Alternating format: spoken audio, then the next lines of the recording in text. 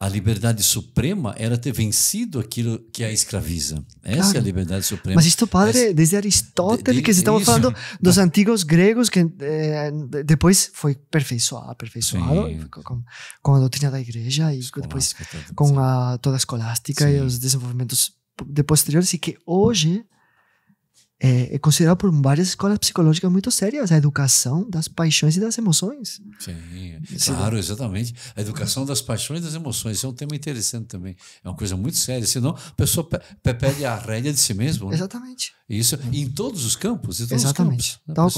A pessoa perde um emprego, perde uma coisa e já pensa que a vida acabou. Já tem um baque psicológico. Não é assim. E outra coisa, padre, do ponto de vista estatístico, está certo que há padres que são infiéis a seu voto de continência, o celibato, e que isso é uma desgraça para a igreja, é um mau exemplo que nós sentimos dor pela ferida que isso faz à igreja. Claro. E rezemos por esses irmãos, né? Nós rezamos por eles para que todo dia pelo temos clero.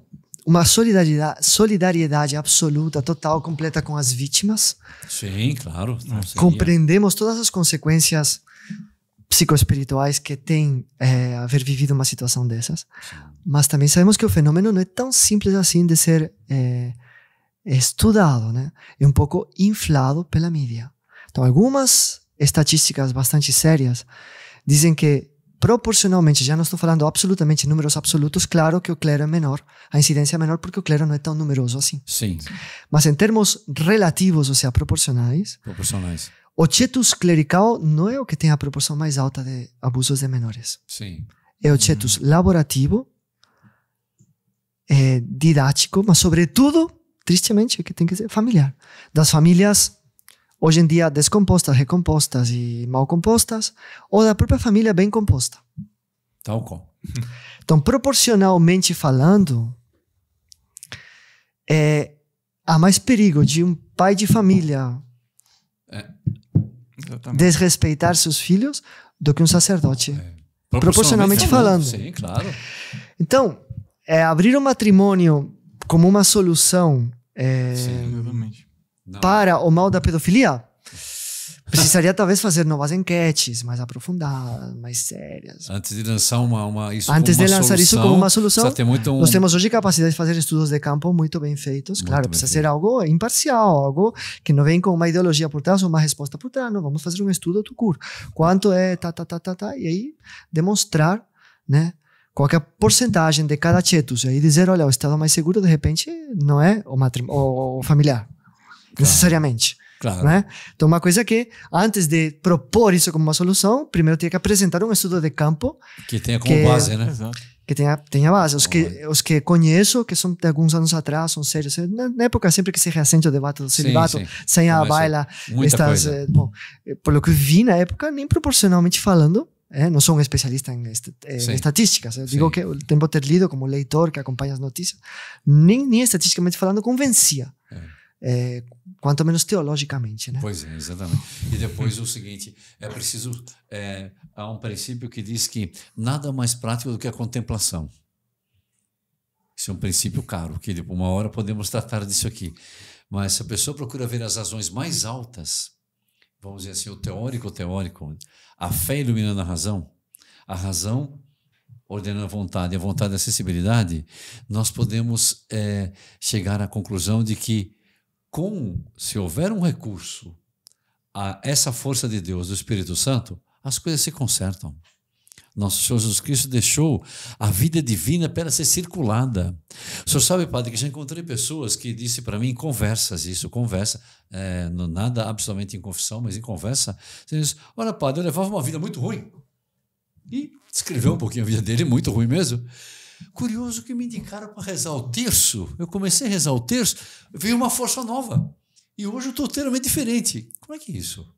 Então entrou um fator. Então, sobretudo quem vai exercer o ministério precisa ter essa integridade. A vida dele de relacionamento com Deus, com essa vida divina, tem que ser assim, intensa.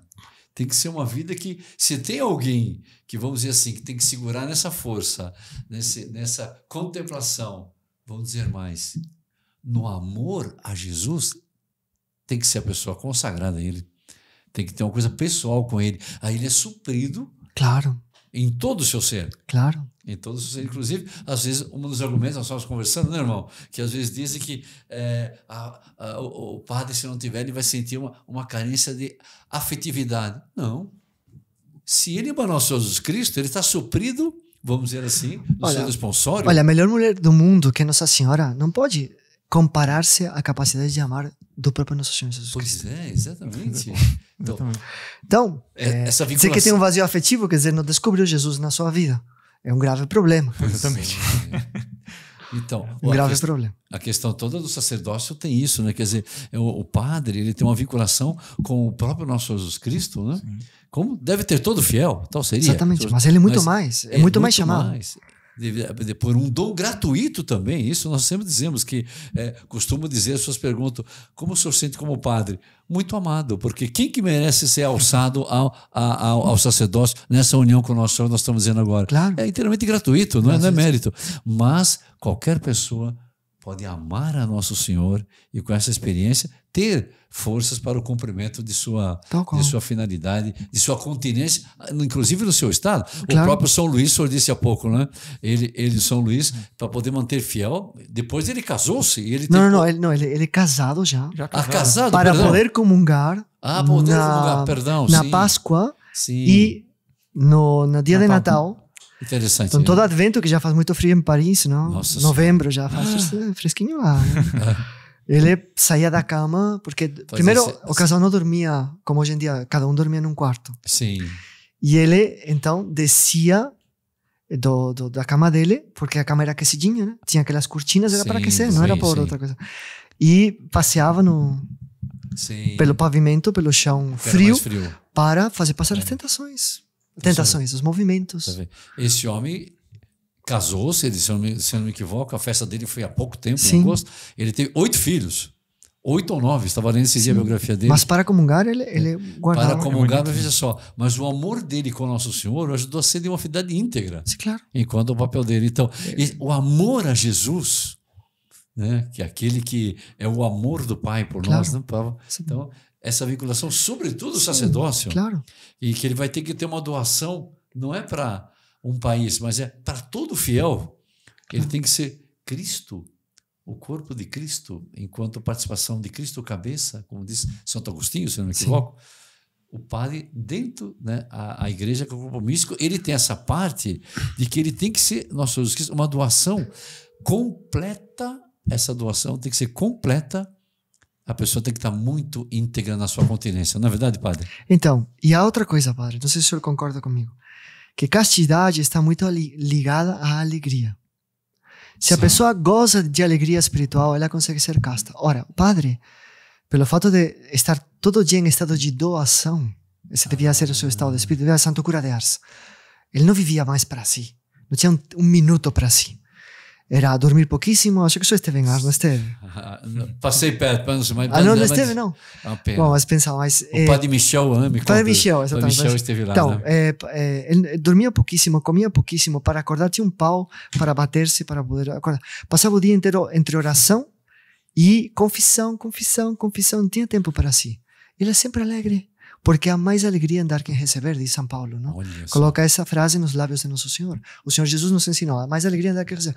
Se o padre fica impostado na alegria de dar, não num ativismo vazio, porque Santo Cura de Ars cuidava seu momento de vida espiritual, sua missa, suas orações, tudo. Mas se ele vive nessa doação sapiencial, ordenada, ele vive alegre. E essa alegria o enche do amor de Nosso Senhor, que é um amor de doação também. Então, amor de doação, né? A mais felicidade em dar do que em receber, né? Muito bonito.